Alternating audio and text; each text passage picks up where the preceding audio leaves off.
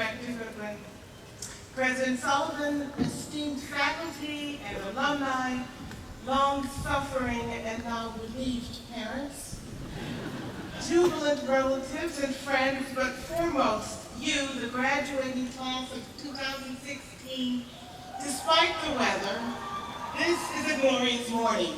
Congratulations.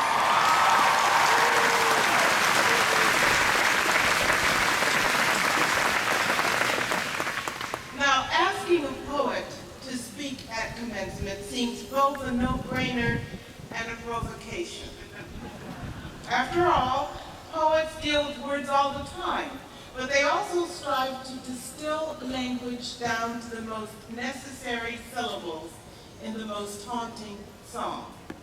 The prospect of addressing a new generation of adults coming from wide-ranging disciplines all gathered here one last time on these grounds before scattering in whichever directions your passions or your jobs will take you, well, I can't help but think of what Mark Twain said about the biblical Adam. How lucky Adam was. He knew when he said a good thing, nobody had said it before. So let me say a few good words that couldn't be truer. I am extremely delighted to be here today at the very institution where I have been teaching for the past 27 years. And although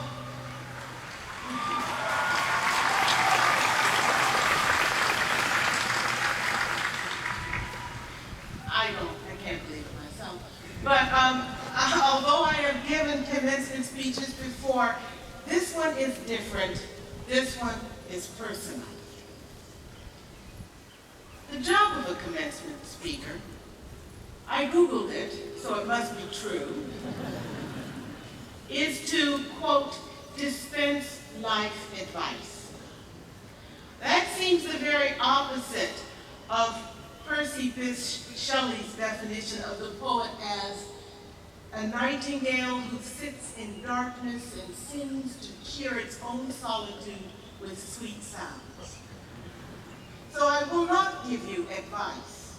The last thing you want to hear is advice, because in order to be effective, advice must be specific, and that obviously is impossible in this setting. So instead of advice, I will give you wishes.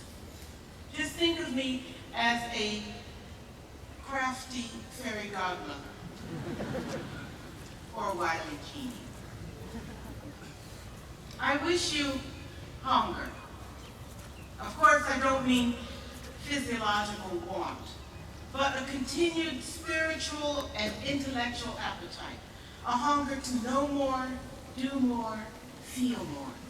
When you entered this university, you wanted to eat the world, and all everyone else wanted you to do was to get good grades. And though your dreams may have been more nebulous then than they are now, they were no less intense.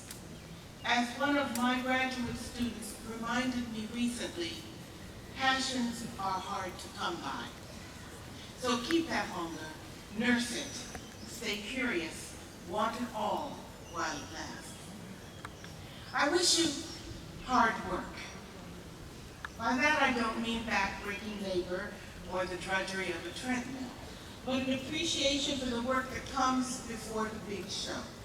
Getting ready, honing your tools, observation, research, practice. You know, the actress Lupita Nyong'o gives herself homework whenever she has an audition.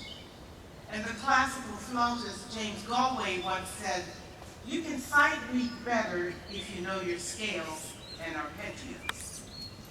Now, when my father sat me down for the "You're going out into the world" speech, his message was very short. Always be 150% prepared, he said. At 150%, you'll be ready for anything, even if you're not chosen for the job or the position, although you're the better qualified candidate. As the first African-American research chemist to break the color barrier in the tire and rubber industry, my father knew how it felt to be passed over. And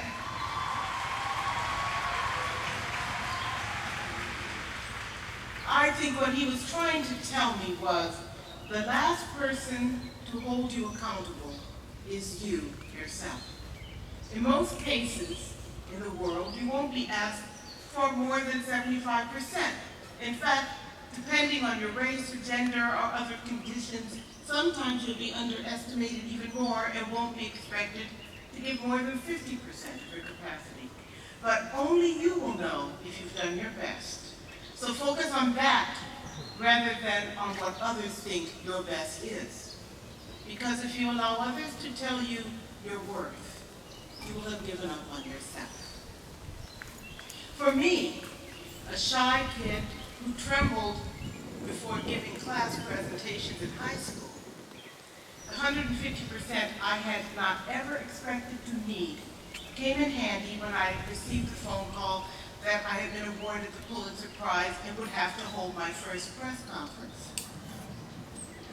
It was a very steep learning curve, let me say. And 6 years later, when I was named Poet Laureate of the United States, that 150% emboldened me to write a letter on this university's letterhead to the then President-elect Clinton, suggesting that the White House spotlight the arts during Arts and Humanities Month.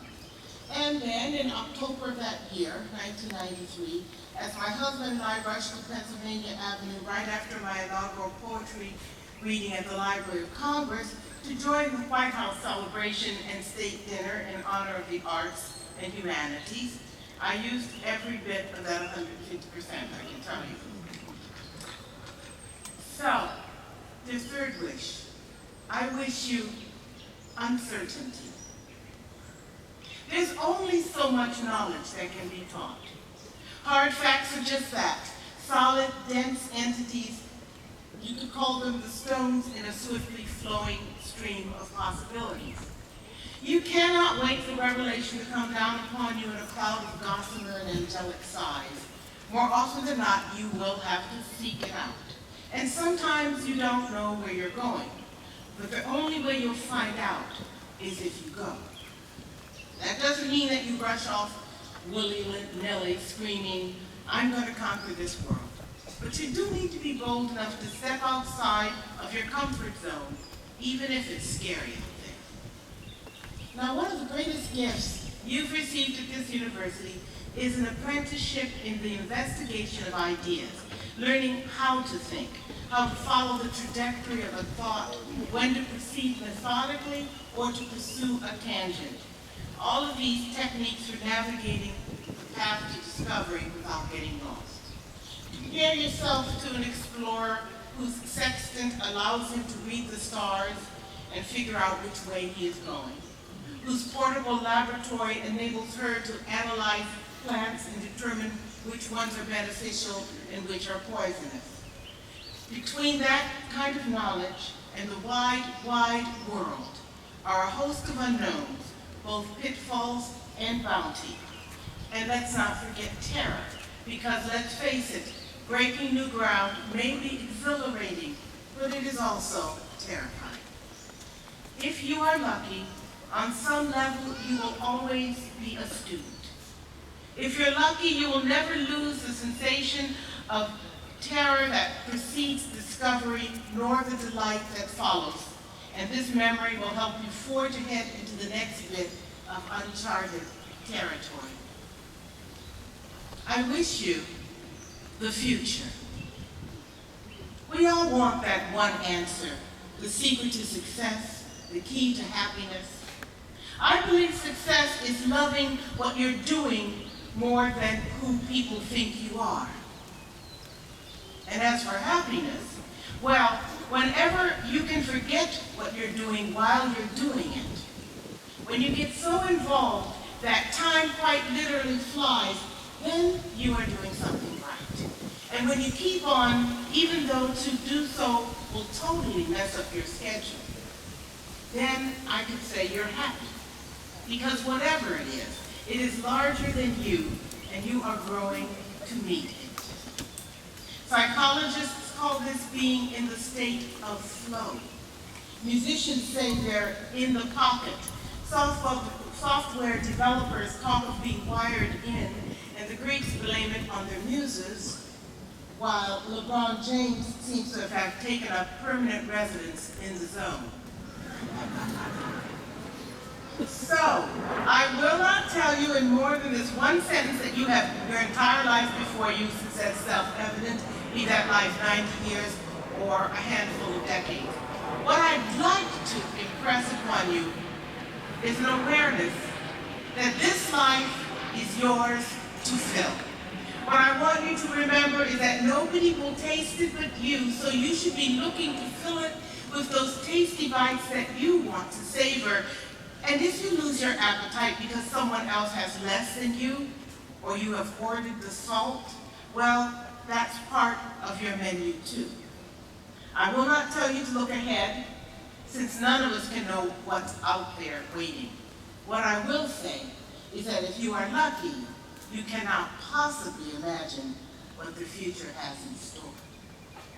When I arrived at the University of Virginia more than a quarter of a century ago, most of you were either not yet born or just barely, still scrabbling on hands and knees. At that juncture in time, around 1994 for the undergraduates and somewhat earlier for advanced degree candidates, as you grew up and into yourselves, as I waited for you to join me today on the lawn, what did the future look like then? Think of the things that didn't exist in everyday life. The World Wide Web, global positioning systems, genome sequencing, close-up images from Mars, drones. Some items we now use as casually as reaching for the milk to pour into our Cheerios had yet to make it into the mass market level, like anti-lock brakes and digital cameras. Others were still figments of our Star Trek imaginations. Plasma screens, Wi-Fi, Xbox, not to mention Hulu, Netflix, Skype. What fantastical names we've given these contemporary household tools. Google, Facebook, Twitter, Yahoo, the cloud, iPad, iPod, hell, the entire Apple universe. And let us not forget email. The first web browsers for people who were not versed in machine language came to fruition around the time of your birth. And as you grew up, that E-hyphen became a prefix for new digital marvels. eBay, e-book, e-cars. All the tech abbreviations that would have sent Rip Van Winkle screaming back into his pre-Revolutionary War mountains. GPS, TiVo, HD TV, Wiki, Wiki. And now, think back to when this university was founded. In 1825, there were horses racing down the lawn, and a pet bear in one of the gardens. There were brawls and typhoid, flickering candlelight, and smoky fireplaces. I guess there's still smoky fireplaces. The outcome of this great academical experiment was still up for grabs. Even this nation was not yet the democratic success story of today, but a struggling, volatile startup company with grand ideas, wobbly capital, and a slave economy. The future is never a done deal or a safe bet. And I'm using these cliches deliberately because the worst kind of future I could wish for you is one that's already spelled out, that is prescribed or predetermined. When I stepped onto the lawn as the English department's first female African-American full professor, 27 years ago,